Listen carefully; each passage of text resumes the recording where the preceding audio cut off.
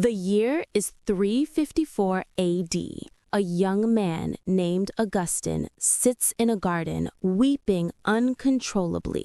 He's broken, addicted, lost. His life is a mess of bad decisions and shame. He's tried everything to change and failed. Every single time. But in that moment of complete suffering, something shifts. That garden breakdown, it becomes the turning point that transforms him into St. Augustine, one of the most influential thinkers in human history. Here's the truth they don't tell you in motivational speeches. Success isn't built on good days. It's forged in the fire of your worst ones. The Stoics knew this 2,000 years ago. They didn't just accept suffering, they embraced it. They saw it as the entry fee for greatness. Today, I'm going to show you why your suffering isn't a sign you're on the wrong path. It's proof you're on the right one. This isn't about glorifying pain. It's about understanding why every single person who achieved something extraordinary had to go through hell first, and why you're no different. Let's dive in. The illusion of easy success. Social media has sold you a lie, a dangerous, soul-crushing lie. You see the highlight reel, the mansion, the car, the six-pack abs, the successful business, the perfect relationship. And you think they're lucky. They had connections. They had money. It just worked out for them. Wrong. Dead wrong. What you don't see is the middle, the part they don't post. You don't see Elon Musk sleeping on the factory floor, his company's days from bankruptcy, his marriage falling apart, wondering if he made the biggest mistake of his life. You don't see J.K. Rowling, a broke single mother, living on welfare, rejected by 12 publishers, crying herself to sleep, wondering if her dream was just delusion. You don't see Michael Jordan getting cut from his high school basketball team and going home to cry in his room. You see the result, but you skip the process. And the process? The process is suffering. Epictetus, a Stoic philosopher who was born into slavery, beaten and crippled, said something powerful. Difficulties show men what they are. Translation: you don't know what you're made of until life breaks you. And that breaking, that's not the tragedy. That's the beginning. The forge of character. Think of steel. Raw iron is weak, brittle, useless. But heat it to 1,500 degrees, hammer it repeatedly, plunge it into ice-cold water. Now you have steel, unbreakable, sharp, valuable. You are no different. Marcus Aurelius wrote, "The impediment to action advances action. What stands in the way becomes the way." Let me tell you what that means in real terms. Every obstacle you face is building something in you that you cannot develop any other way. Patience, you only learn that when things take longer than you wanted. Resilience, you only build that when you get knocked down and have to choose to stand back up. Discipline, you only forge that when you have to do things you don't want to do over and over with no immediate reward. Confidence, real confidence doesn't come from success. It comes from failing, learning you can survive failure, and trying again anyway. The suffering is the classroom. The pain is the lesson. And the person you become through it, that's the prize. Here's what most people miss. They want the destination without the journey. They want the trophy without the training. They want the abs without the diet, the business without the struggle, the respect without the sacrifice. It doesn't work that way. It has never worked that way. Show me someone who achieves something great without suffering, and I'll show you someone who's lying about their story. The universe has a rule. No pain, no transformation. No struggle, no strength. No suffering, no success. Let's get scientific for a second, because this isn't just philosophy, it's biology. When you lift weights, what's actually happening? You're creating micro tears in your muscle fibers.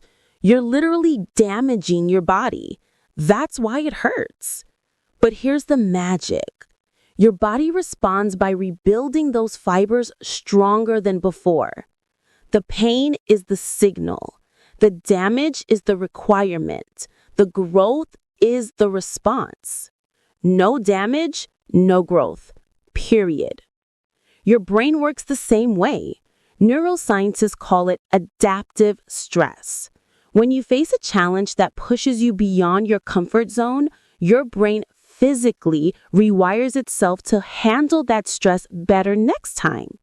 You're literally building new neural pathways, creating new connections, expanding your capacity. But here's the catch. This only happens when you're uncomfortable. Comfort doesn't create new neural pathways. Ease doesn't build new capabilities. Safety doesn't expand your limits. Suffering does. The Stoics understood this without MRI machines.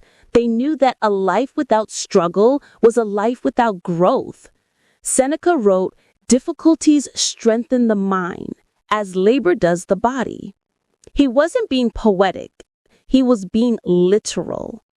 Every difficulty you overcome literally makes you smarter, stronger, more capable. Every challenge you run from keeps you weak, limited, small. So when you're in the middle of suffering, when everything hurts and you want to quit, remember this. Your brain is upgrading. Your character is evolving. Your capacity is expanding. The pain means it's working. The Stoic view of adversity. The Stoics had a radical perspective on suffering. They didn't just tolerate it, they welcomed it. Marcus Aurelius, the emperor of Rome, practicing what's called negative visualization.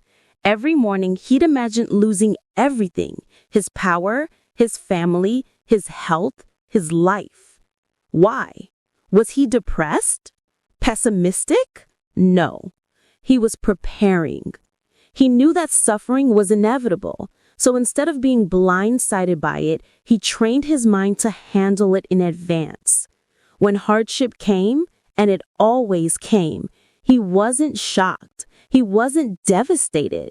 He was ready. Think about how powerful that is. While everyone else is falling apart when things go wrong, you're calm, clear, capable. Because you've already been there in your mind. You've already processed the pain. You've already decided how you'll respond.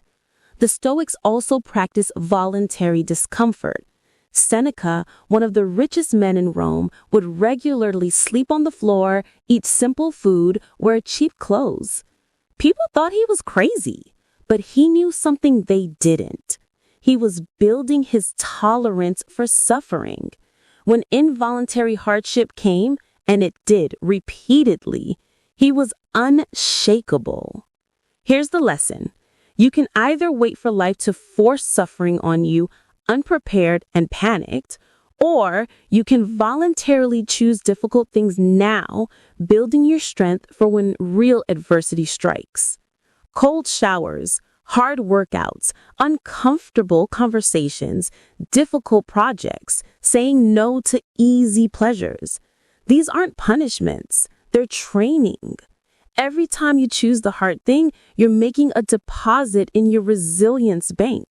And when life withdraws, and it will, you've got reserves. The people who collapse under pressure never made deposits. They only withdrew comfort, ease, pleasure, entertainment. And the bill came due, they had nothing left. Don't be that person. Real stories of suffering and success. Let me tell you about some people who understood this principle deeply. Nelson Mandela, 27 years in prison. Hard labor, isolation, brutality. He could have emerged bitter, vengeful, broken. Instead, he emerged as the leader who united a divided nation. The prison didn't destroy him. It refined him. It burned away everything except what was essential: his purpose, his principles, his power. Viktor Frankl, Nazi concentration camps, watched his family murdered, starved, tortured, witnessed something unimaginable. He could have lost his mind, his hope, his humanity. Instead, he discovered that the last human freedom, the freedom to choose your attitude in any circumstance, can never be taken away. He wrote about it later, and his insights helped millions find meaning in their own suffering.